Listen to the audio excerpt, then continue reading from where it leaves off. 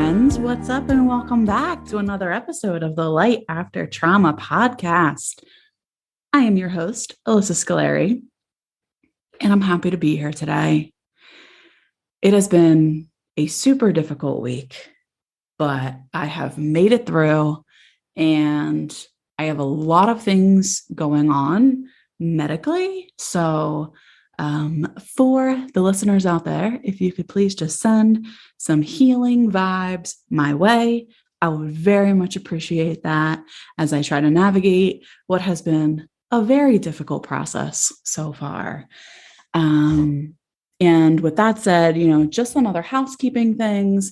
Thank you all again for those of you who connected with me on Instagram after the podcast 2 weeks ago. I know that during that episode, it was a solo episode, and I had asked a lot of you guys to follow me on Instagram, which my Instagram handle is Light After Trauma, and, message me and kind of tell me if there's any topics that you are interested in hearing about on the podcast. And a lot of you did. And I got to connect with a lot of you and meet some of you. And that was really fun. I love getting to hear from you all. And I love getting your feedback because this podcast is for all of you just as much as it is for me. And your healing is important to me. So if there are topics that you think that you might want to hear about on the podcast, please feel free to message me. Again, my Instagram is Light After Trauma, but also go check out my Instagram anyway, because we have really been ramping up the content and putting out some great, tips and things for you all. And it's just been really fun to connect with you all on Instagram. So again, that handle is Light After Trauma. And also, if you can spare just a few seconds of your time, I would really appreciate a review on the podcast. I will leave it at that because I know I asked for that a couple weeks ago. So if you are willing to do that, thank you so much. I appreciate it and appreciate you. And if not, that's okay as well. And today's episode, we are talking about feeling like what happened to us isn't really defined as trauma, or feeling like what happened to me, like, I don't know if it was bad enough to be trauma. And I get quite a few people in my office, and also have quite a few peers and colleagues and friends who feel that way as well. And I think it's a very important topic to talk about because we tend to feel very invalidated in our emotions, right? And there are some things that we can very, very much label very clearly as trauma in this world. For example, we can label sexual assault and rape as trauma. We can label child abuse as trauma. We can label fatal car accidents as trauma. And a whole host of other things that, in our society, we look at that and we go, ooh, that's definitely trauma, right? That's traumatic. Being a victim of a violent crime, domestic violence, suicide, it's all very, very traumatic.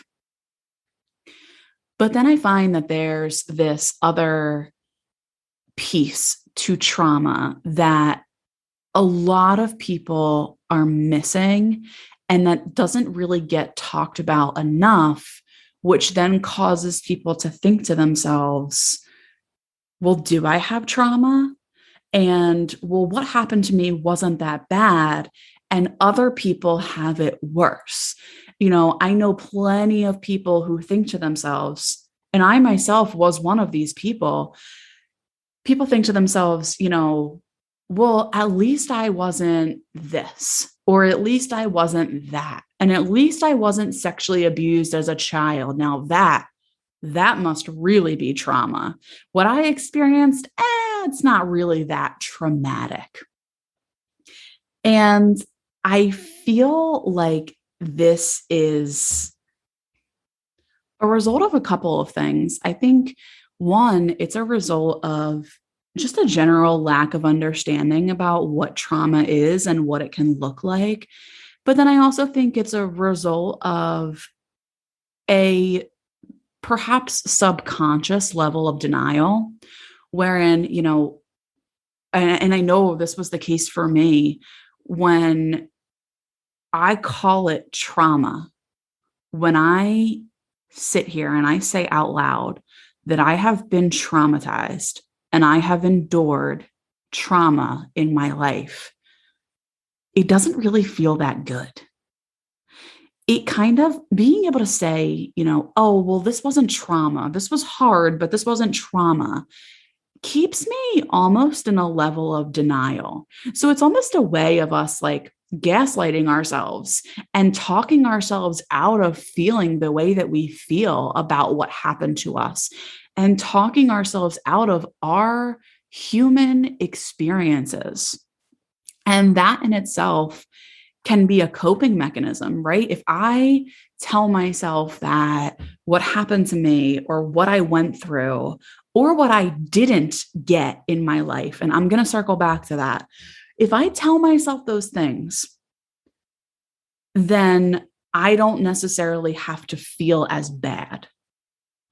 And I don't necessarily have to face all of the feelings or the intensity of the feelings. Therefore, it's easier for me to say, other people have it worse, or this really wasn't trauma. It sort of gives us an out and a workaround for how we can avoid dealing with the heavy feelings. And here's the thing. That works for a little while, but eventually it catches up to us. So I know that for me, when I was with one of my abusers and I was questioning for a long time, I was questioning whether or not it was actually rape. And I kept saying to my therapist at the time, I don't think this was rape because I could have been more clear about it. I could have said no. In fact, I actually remember sitting in therapy one day and saying to her, well, what if I was the abuser? What if I'm the one who hurt him? What if I'm the one that manipulated him into having sex? And I was so deep in this level of denial, and I was so hung up on all of the things that I could have done or said to prevent what had happened. Well, it couldn't have been rape because I did not scream or kick or cry or try to fight for my life. And it wasn't rape because I stayed with him. And it wasn't rape because I thought that I wanted it at first. I said yes at first. It was my fault.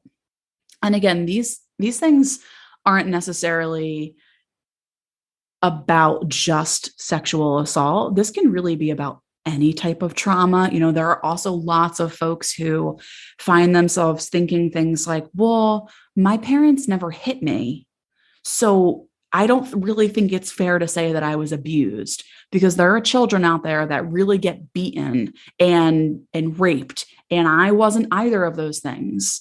And, it becomes especially tricky, I think, when we start thinking about, well, I had a lot of my needs met. For example, my parents, had a lot of money. They bought me anything I needed. I never wanted for anything. I always had food on the table. Therefore, the emotional neglect couldn't have been trauma. It couldn't have been that bad. And like I said before, that kind of works for a while, that like mindset and that mind frame and that way of thinking, and it helps keep the emotions at bay. But it doesn't help forever, because what happens is when you start saying those things to yourself, you, like I said, deny yourself your true experience. And in doing so, you also deny yourself the emotions that might go along with your experience. And this finds a way to somehow ruin your life in the future, or I should say ruin parts of your life in the future.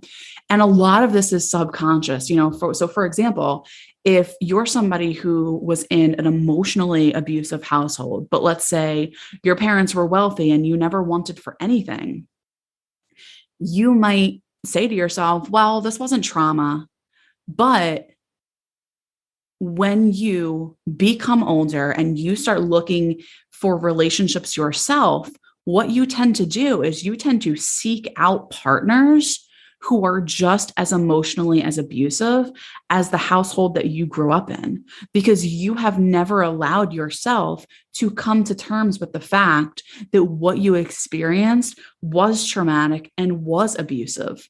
So when you continue to tell yourself on one level that nothing bad happened, but your body and your brain and your subconscious know on another level that it was bad, your body is forever seeking to get out of that cognitive dissonance that you have put yourself in.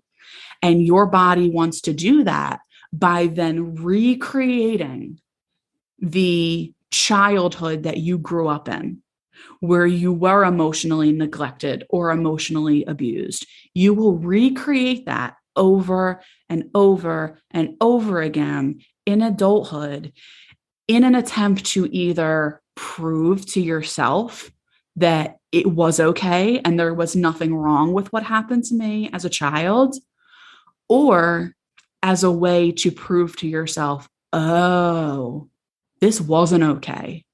This is what happened to me when I was a kid, or what my partner is saying to me right now is what my father used to say to me, or what my mother used to say to me, and it doesn't feel safe.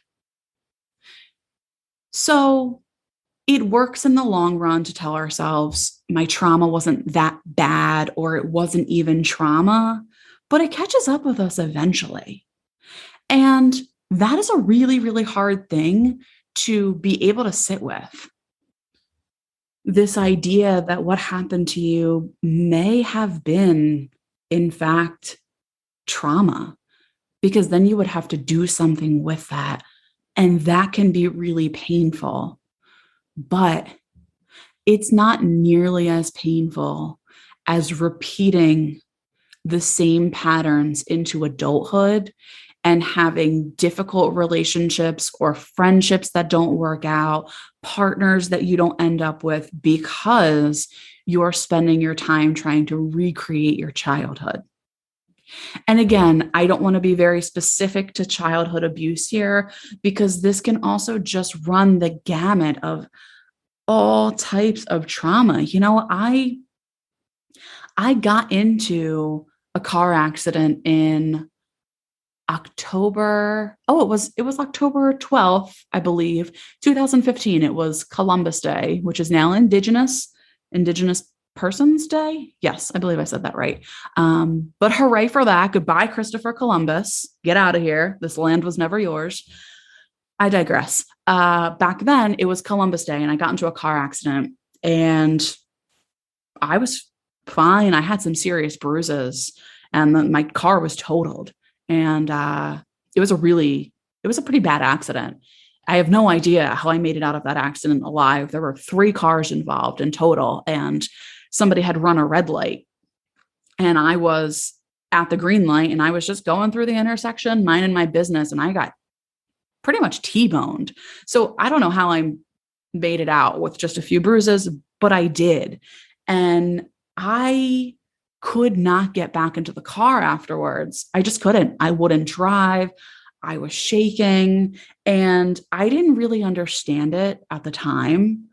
I didn't. All I knew is that my reaction was so strong and so intense. And, I do remember my mom kind of being like, what is going on here? Like, I understand that it was scary, but you have to get back in the car and get on the road. And I was just like, no, I refused to drive.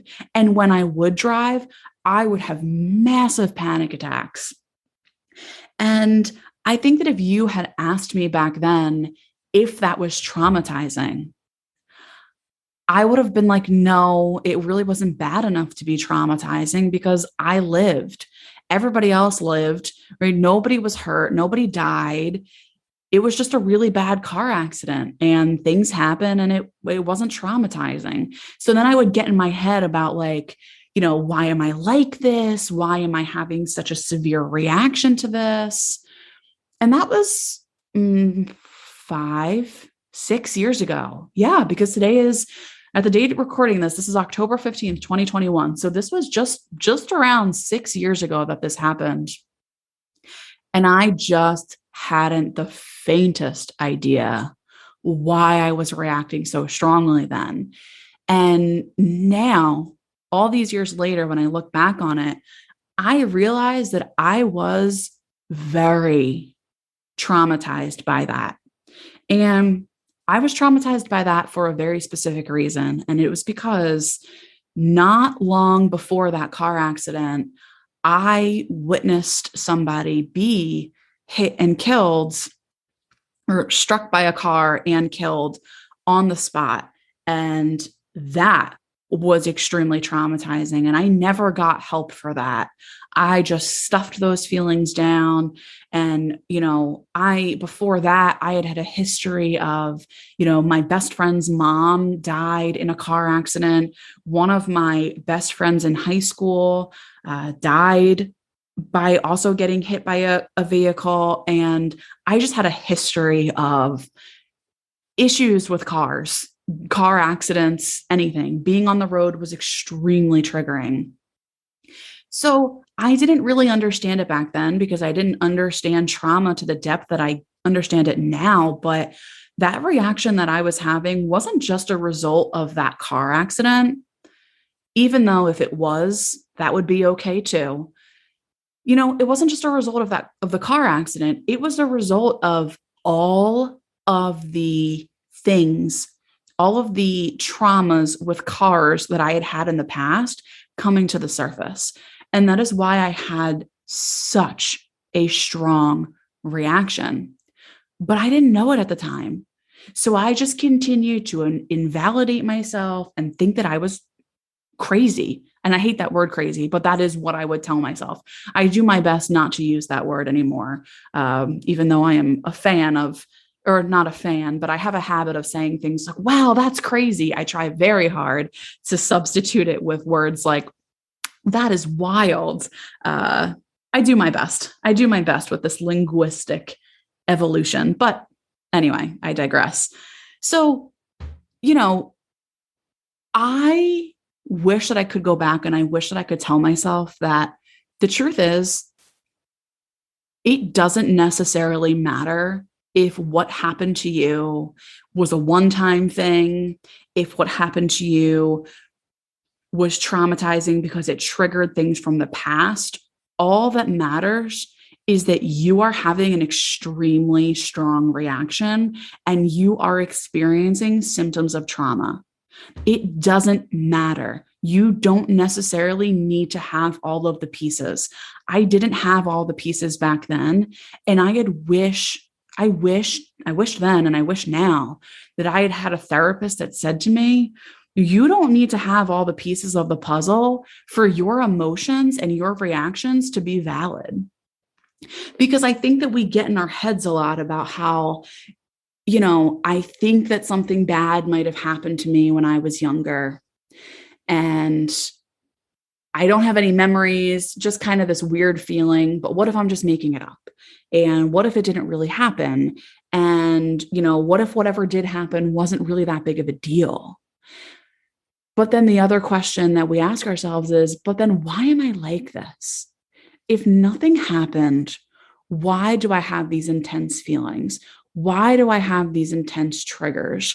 Why do I find myself feeling rage or guilt or shame over my body or over the subject of sex or whatever it may be? Why am I having this reaction if nothing happened? And I think we put a lot of pressure on ourselves to put all the pieces of our childhood together and all the pieces of our past together, I should say, so that we can have an answer and so that we can feel validated in saying, see, I am the way that I am because of A through Z that happened up to my life to this point. And unfortunately, trauma just never works like that because our brains are so brilliant and they are so wired for protection and survival that there are certain things that our brains just store in the back or just let go of forever and that we can't store into memory as a way to protect ourselves. And I use this analogy with a lot of my clients. So I'm going to share it with you all because I think it's a really good one. You know, if you are a police officer or a law enforcement officer, and you get a call that there is a weird scene that you need to go out and investigate, and you go out to somebody's home, and the glass is shattered, and there are pools of blood on the floor, and there are, shell casings from a gun, and the furniture is broken, and, there's nobody home, but you just see, lots of blood and broken glass and just lots of chaos, lots of disarray.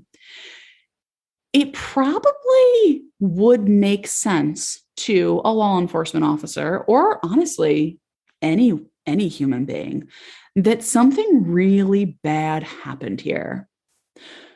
Now, a police officer isn't going to go, well, I don't have all the details and I don't have a body, so I'm not really going to investigate this. And clearly nothing happened because nobody saw anything, right? I have no body, nobody saw anything. So clearly nothing happened. And this is all just a random pile of disarray that means nothing.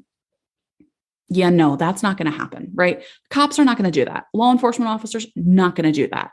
What they're going to do is they're going to be like, oh shit, something terrible happened here. Because look at all of the clues we have. We've got, the blood, we've got the broken glass. We're going to dust for fingerprints. We've got fingerprints here. We've got a gun here.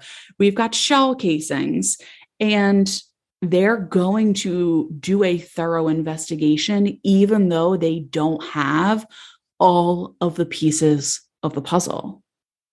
And I think that we can use that analogy when it comes to trauma. You may not ever get all of the pieces of the puzzle. I still don't have pieces of the puzzle. But I don't tell myself that just because I don't have those pieces doesn't mean that something bad happened, or doesn't mean that something bad didn't happen. Is that a double negative? Whatever. You get the gist of it. So we would still work on healing ourselves, and we would work with the clues that we have, just as law enforcement would work with the clues that they have. The same thing goes. We get clues, whether it's I'm finding myself getting really triggered during sex, or, when somebody says this to me, I find myself getting really angry, or I find myself having nightmares all the time about something. I'm not quite sure what it is. I find myself being very hyper vigilant. I panic often. I'm very sensitive to noises. You've got all those clues. You don't necessarily need the whole picture to call it what it is. I hope that is helpful, because that has been super helpful for me, because I am a big fan of invalidating myself. I was even doing it last night. I was sitting in my office and I had a break in between clients, and I'm sitting there and I'm going, well, what happened to me isn't nearly as bad as other things that I've seen people go through. And, I found myself down this rabbit hole of like, who do I think I am? Having a podcast, speaking about trauma when, other people have had it so much worse than I have. And I was just like, Alyssa, stop, sister, stop doing that to yourself, because all it did was make me feel like shit. And it completely invalidated my experience. I invalidated my own experience. You don't deserve that. You don't need all the pieces to know it was trauma. And the other thing I want to come back to, which I said at the beginning, that I will circle back to, is that one thing that I think is very difficult for in the world of mental health, in the world of trauma, the one thing that one of many things that I don't think gets talked about nearly enough is that, you know what? Sometimes trauma is about what you didn't get. So oftentimes there are folks that, will say, I don't have a history of trauma. I was never abused or raped or assaulted or, living in poverty or a victim of a violent crime or whatever it may be. But trauma doesn't end there. Trauma can also be about what you didn't get in life. Did you not have stable parent figures? Did you not have the validation and support that you needed? Did you not have the financial security that you needed growing up? What didn't you have as a child? Because that can be just as traumatizing. Now, I know that as I go on and on about this, somebody out there is probably having this thought, because my mother said this to me, and I think it's a very valid point. My mother said to me back in May, I think we were having a conversation, and I was sort of giving my perspective on a situation and talking about trauma, and she said to me, well, but you're a trauma therapist. Like, you look at everything as trauma. Like, in your opinion, Alyssa, everyone has trauma. And I've actually been like really thinking about that for the last couple of months. And I actually agree with her. I do think that I don't think that everything is trauma. I want to be clear about that. I really don't. I think that trauma really depends on the individual, and that what might be traumatic for some person might not be traumatic for someone else. And I think a lot of that depends on protective factors, like, what's the level of support that they have? What are the types of resources that they have? So, I can get into protective factors on another podcast, but while I don't think that everything is traumatizing, I do think that everybody does have some level of trauma or will have some level of trauma in their lives. I mean, this pandemic alone has been traumatizing for folks. So, I do believe that. And that's not really, I do believe that there's more extensive trauma than others, but I do believe that everybody walks around carrying some level of trauma in their lives. And that's okay. That's not, again, I think that when we hear the word trauma, we think of it as like, it has to be this huge, horrific thing that like, I was sexually abused as a child. Like, no, it doesn't always have to be like that. It really doesn't. And it is so specific to every individual. But I do believe that all of us are walking around with our own undigested trauma, whether it be generational trauma, religious trauma, you name it. There are so many different types of trauma out there. So, some people may disagree with that and, take it or leave it, but I truly do believe that. And that doesn't mean that I'm pathologizing anybody. I don't think that trauma is what's wrong with you. I think that trauma is about what has happened to you. And I guess I just don't believe that any of us make it out of this world unscathed. So, I mean, that's my take on that. So I hope that this was eye-opening for some of you. I hope that this was helpful for some of you. It took a lot of having to say this to myself over and over and over again for me to start to realize what I was doing to myself. And I still do it. Like I said, I was even doing it yesterday. I was invalidating myself. But ultimately, this is how I feel about it. This is my viewpoint on it. And I think that it doesn't matter the severity. If it's trauma, it's trauma. And you don't need all the pieces to know it's trauma. And there's no such thing as it wasn't bad enough to be trauma. Nobody gets to decide that for you. Nobody. The only one who gets to decide that is you and you alone.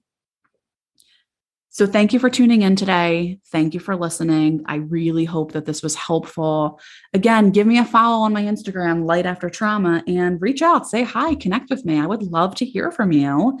And, if you have any questions about this or need any, want any follow-up questions answered, again, just either, shoot me an email, which is lightaftertrauma@gmail.com, or just DM me on Instagram. In the meantime, I will be back next week. And it was a pleasure, as always. Love getting to share some of this stuff with you all. And I will be holding you all in the light and wishing you all a beautiful week. And I will talk to you soon. Thanks for listening, everyone. For more information, please head over to lightaftertrauma.com, or you can also follow us on social media.